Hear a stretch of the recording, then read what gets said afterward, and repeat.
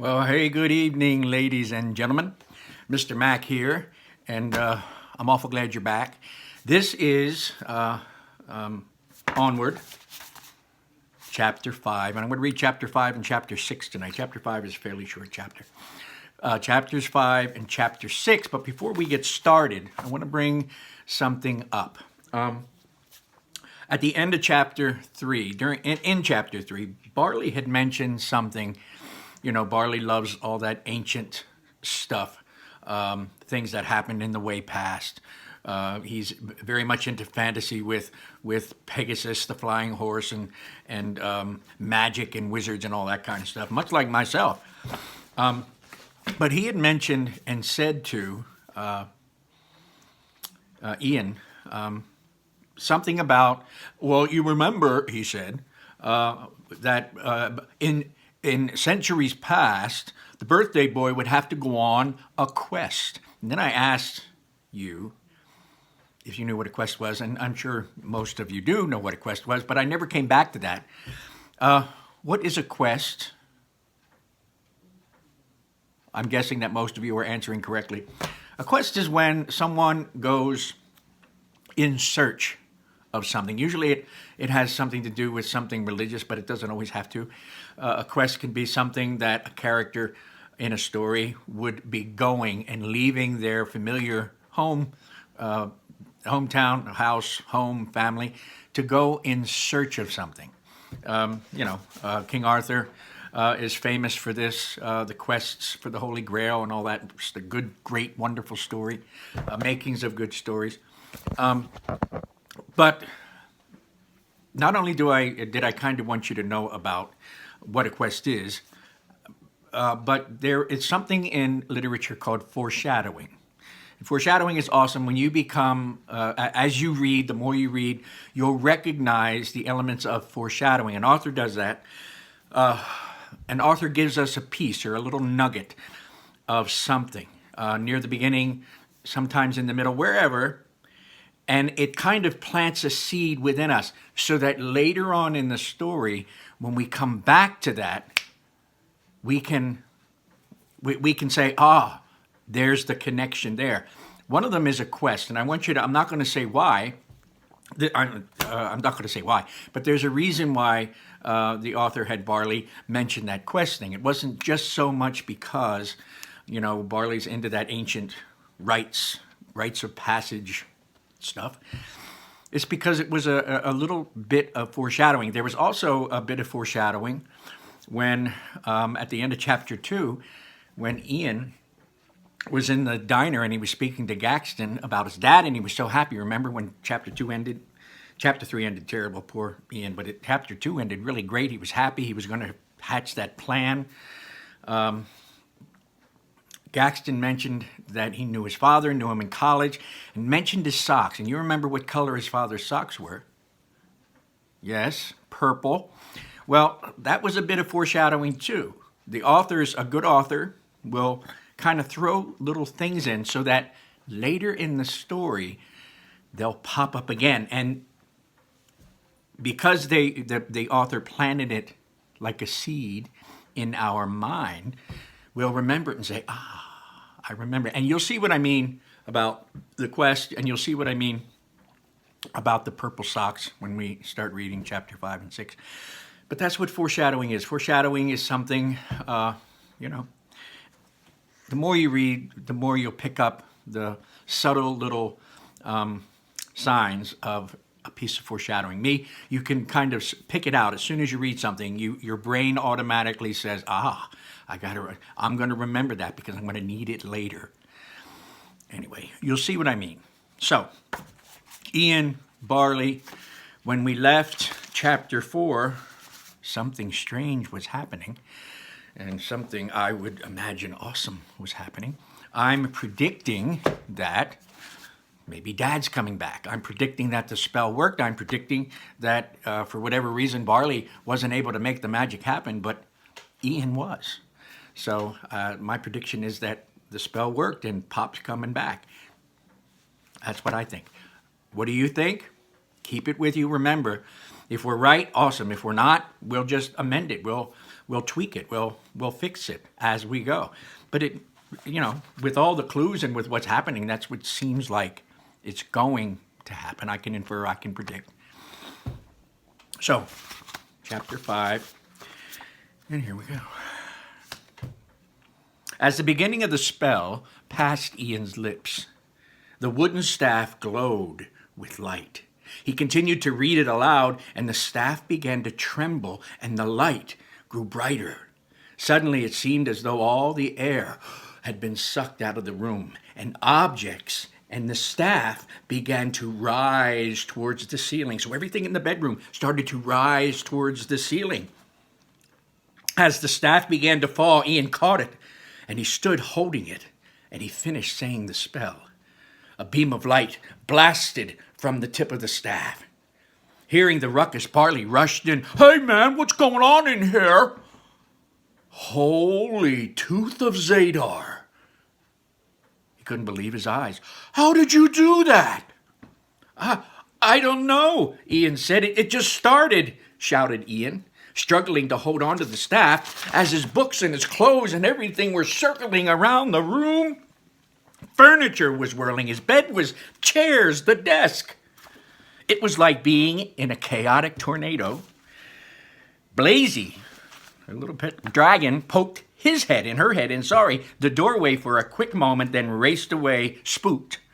Ian gripped the staff with all his might as it shook more and more, and the beam of light sent its magic onto the floor, and it began generating a pair of men's shoes. So the magic light that was coming out of the staff started to materialize right in the middle of the room, a pair of men's shoes. "Whoa, feet," Barley said. Ian gasped as bright purple socks appeared above the shoes. Now we know if it's purple socks, that's why the foreshadowing was near the beginning. We had that planted in our head. So who do you suppose is being conjured in the middle of the room with the shoes and now the purple socks? Dad. Dad's the one who wore the purple socks. Remember, Gaxton said that. Anyway, so purple socks began to materialize, and it continued all the way up to his belt. So now his shoes, purple socks, pants, khakis, as a matter of fact, all the way up, and then it stopped at the belt. Then a shirt began to form. It started to go up one button at a time. The gem then rose out of the staff, and it spun wildly as the light grew brighter and brighter. It became more difficult for Ian to hold on to the staff, and suddenly Dad's body shrank back down to the waist. Something wasn't right. So Dad was completely materializing. He was coming up, shoes, purple socks, pants, right up to the shirt. Then the stone popped out of the staff, spun around, and then Dad's waist went away. It was just a pair of legs, 2 shoes, and purple socks. "Hang on! I can help!" shouted Barley, rushing toward Ian.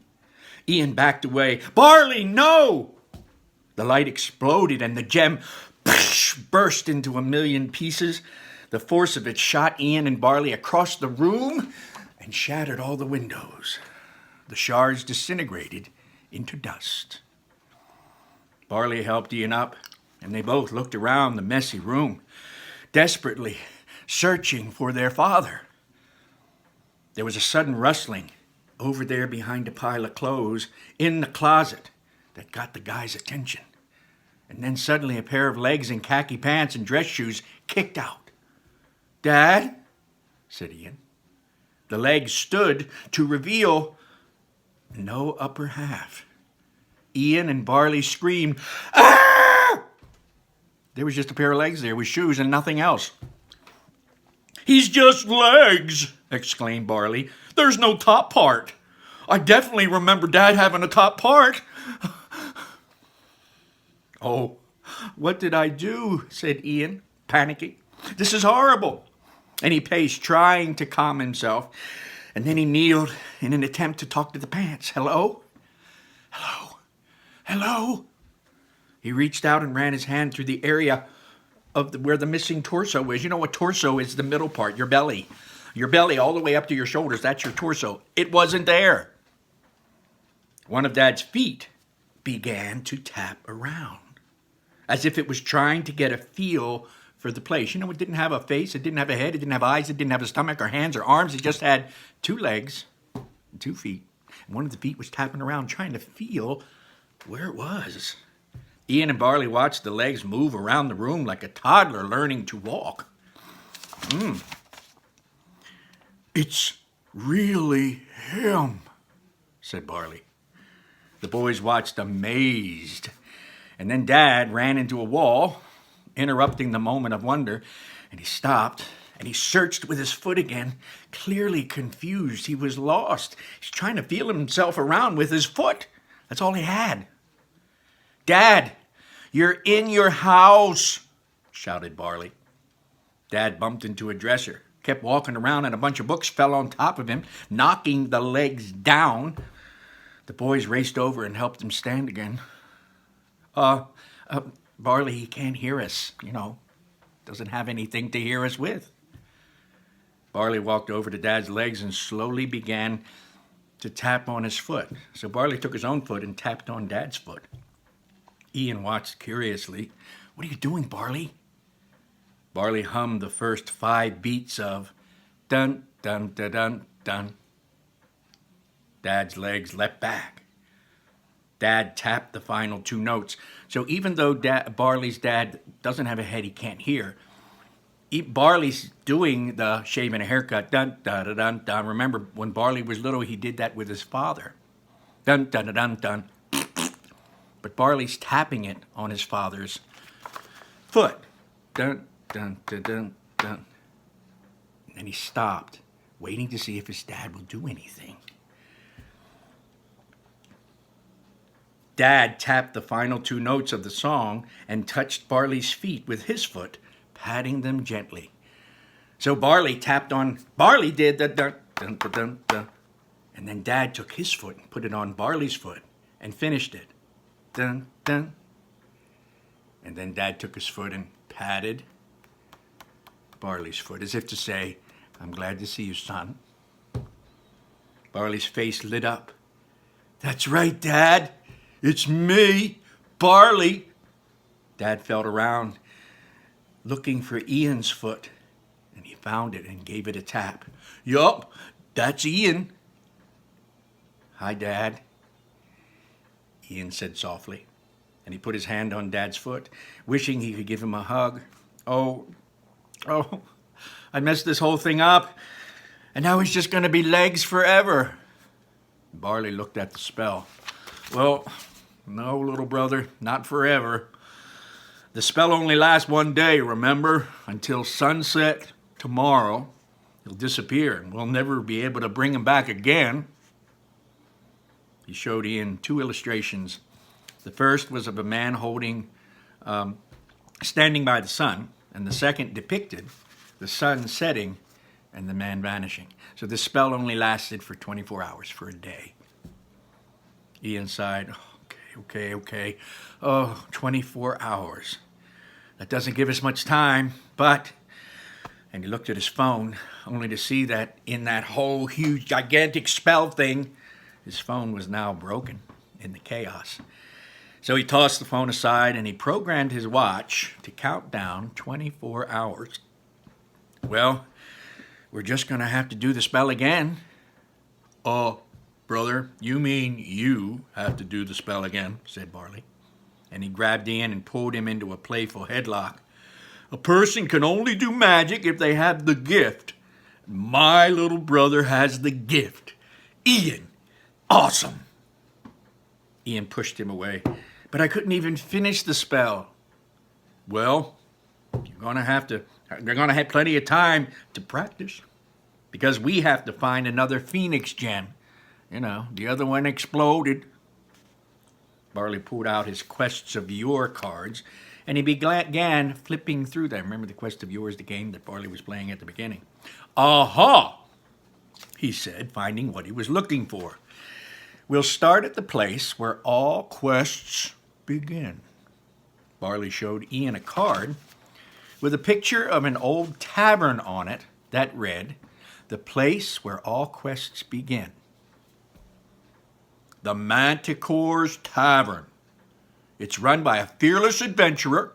She knows where to find any kind of gem, talisman, or totem. Ian frowned.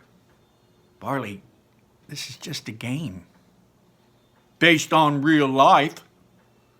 But how do we know this tavern is still... How do we know it's still there? Oh, it's there, said Barley. Look, my years of training have prepared me for this very moment. And I'm telling you, brother, this is the only way to find a phoenix gem. And that's what we need.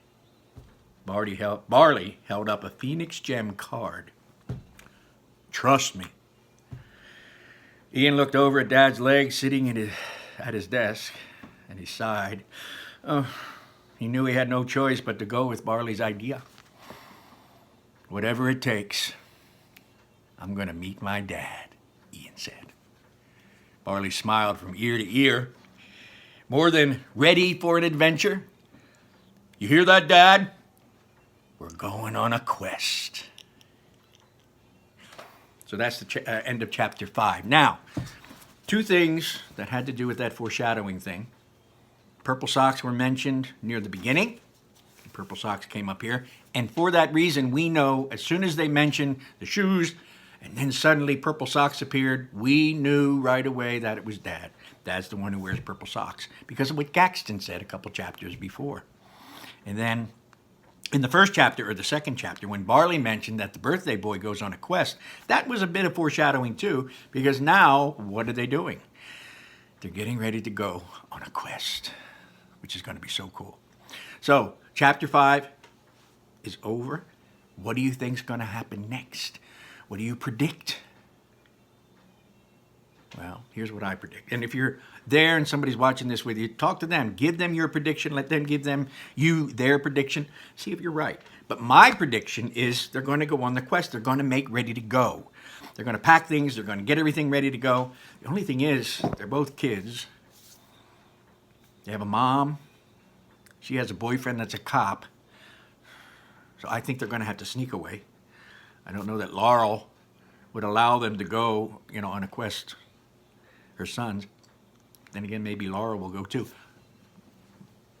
My prediction doesn't have anything to do with Laurel. My prediction has to do with the boys going on a quest. So, let's see. Chapter 6. And this, I don't know if you guys can see text coming up. Sorry about that. But anyway. Barley climbed into Guinevere's driver's seat. Remember what Guinevere is? Barley's van. While Dad and Ian sat in the spacious back part of the van. That's awesome that Dad's with him, but it's only Dad's legs and feet. Barley turned the key in the ignition. The engine strained. But it finally came on. Come on, Guinevere, you can do it. And it sputtered to life. And he patted the dashboard. Good girl, Guinevere. Maybe we should just take the bus, Barley, Ian said. She's fine, said Barley. And then he grabbed a cassette tape labeled Quest Mix, and he popped it into the stereo. So you know what? If they're using cassette tapes, cassette tapes aren't really around anymore. Can we use that to infer, to figure out when this story's taking place if they have cassette tapes? I wonder. Think about that.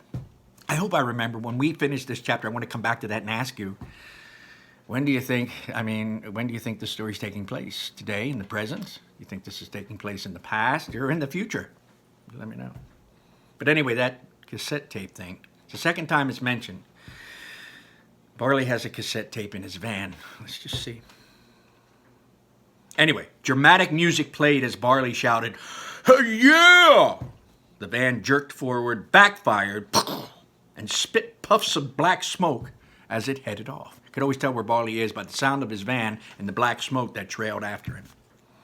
It wasn't long before they were driving through the city and passed a road sign that read, "Leaving New Mushroomton." And as Barley slowed to pay the troll who was working in the toll booth, Ian talked to Dad. Anyway, It's like this award for math, he said, but I'll show you when we get back home. Hey, what are you two chatty Charlies up to back there? Barley asked, looking at them in the rearview mirror. You know, I felt weird talking to Dad without a top half, so ta-da! Ian moved aside to reveal that he had stuffed some clothing and attached it to the pants to make a mock upper body and head. So Dad's now got a pretend body and head. He had even fastened on a pair of sunglasses to make it look like Dad had eyes. Barley thought it was great. Dad, you look just like I remember. Hey, don't worry. We'll have the rest of you here before you know it. And then first thing I'm going to do is introduce you to Guinevere. Rebuilt this old girl myself, from the lug nuts to the air conditioning. And he flipped a switch and outblasted a gust of air. Ian had to fight against its power to climb into the passenger seat, where he quickly turned it off. Barley, showing Dad your van? That's your whole list? Dad's back and you're going to show him your van? What list? Oh, Ian said, regretting that he'd even said anything. I'm just working on a list of things I want to do with Dad. You know, play catch, take a walk. Oh, sorry. They fixed this thing. Take a walk, play catch, you know. Barley nodded. Well, that's cool. And then he reached down and picked up his Quests of Yore book. Oh, but before you cast Dad's spell again, you're going to have to practice your magic. And he tossed the book to Ian. This book is for a game, said Ian, still having a hard time buying into Barley's rationale. Like, he can't believe what Barley's doing. It's a game, Barley. I told you, everything in Quest of Yore is historically accurate. Even the spells. So start practicing, young sorcerer. Ian opened the book to a random page. Okay, Dad, he said. Let's try some magic. Back in New Mushroomton, Laurel returned home with Ian's cake. Remember, she had left to go get his cake. Well, she's back now. And, of course, we know who's not there. She went up to the room to check on him and frowned when she saw a note taped to his door. And this is what the note said. Back soon with a mind-blowing surprise. She stepped inside and she gasped at the mess. Of course, remember, the whole room was bibbidi-bobbidi-boobidi-boop.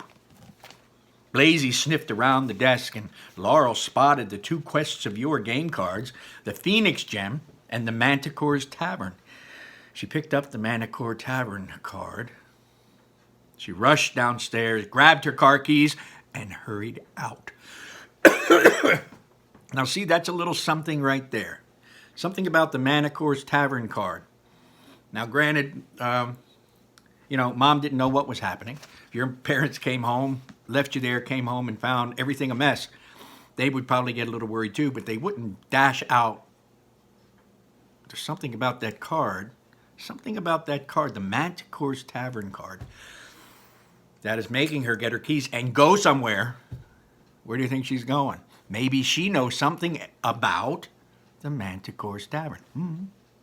We'll see. As Barley continued to drive, Ian sat in the back of the van, pointing the staff at an empty can of energy drink. That's what he's using as his victim for his magic. Aloft, Elevar, he said, and a small spark ignited above the can. Aloft, Elevar, he repeated, causing another small spark. I can't even get this levitation spell to work. Maybe I should try something else, like... And he flipped through the pages of the book. Oh, arcane lightning? Barley chuckled with a snort. Yeah, like a level 1 mage could bust out the hardest spell in an enchanter's guidebook. Yeah, maybe we should stick with the easy ones, brother. That's a little hard for you, a beginner. Well, it's not working, said Ian. Am I saying it wrong? You have it. You said it right. It's just, for any spell to work, you have to speak from your heart's fire. Barley said. My what? Ian asked. Your heart's fire. You must speak with passion. Don't hold back. Ian gave him a doubtful look. Trying it again. Aloft, Elevar. Another small spark flickered around the can. No, like aloft, Elevar, said Barley with great gusto. Ian repeated the magic words a bit louder. No, from your heart's fire, said Barley. Aloft, Elevar, yelled Ian. Don't hold back! Ian yelled the spell louder. Heart's fire! Barley shouted. Ian tossed the staff in anger. Stop saying heart's fire! And he motioned to their father's legs. I'm clearly not good at this. And then he moved to sit next to Dad. It's just not working, Barley. Hey, it was a good start. Ian, it was a good start. Feeling defeated, Ian leaned back and put his feet up. Dad imitated his movements, putting his feet up. Ian couldn't help feeling a little less annoyed. It was a little amusing. Just then, Barley gasped as he noticed something ahead. Oh, gather your courage. We've arrived. The Manticore's Tavern. Ian looked out the window. The old tavern looked exactly like the one on the card. He's looking at the card and at the tavern. Yep, it's exactly right. Suddenly, he felt hopeful. Wow, it is still here. Barley parked the van and they walked toward the building. Since Dad couldn't see where he was going, they attached Blaze's leash to one of his belt loops. Ian tugged it, steering him in the right direction. Imagine seeing somebody walking their father's legs. Awesome. Before entering, Barley paused. All right, listen first. Let me do the talking. Secondly, it's crucial we show the fearless Manticore the respect she deserves, or she will thirdly not give us a map to the Phoenix's gem. Got me? Whoa. Wait, the map? I thought she had the Phoenix gem, asked Ian. I thought she had it. I thought we came here to get it. Barley giggled. You're so cute. And he turned to Dad. Hear that, Dad? He's a smart kid. He just doesn't know how quests work. He just doesn't know it. Well, is there anything else you're forgetting to tell me? Asked Ian. Nope, said Barley. And with that, Barley opened the oversized, ornate wooden door. Ian was stunned by what he saw inside. End of chapter 6. So, they got to the Manticore's Tavern. It was there. Barley opened the big door, and when Ian looked inside, he was shocked at what he saw. What do you think he saw? I don't know. We'll see. Maybe you saw the Manticore. If you don't know what a Manticore is, look it up. If you're a Harry Potter fan, that might help. If you're someone like me and some of my students, you know some of those mystical creatures. You know what they look like. So, but anyway, I'm thinking maybe when it opened up, he saw the Manticore. That's my first prediction. The second one is, I don't know how she would have done it, but do you think Mom could have beat him there? You know what I mean? Like Mom was headed out. Something about the Manticore's card made her leave the house.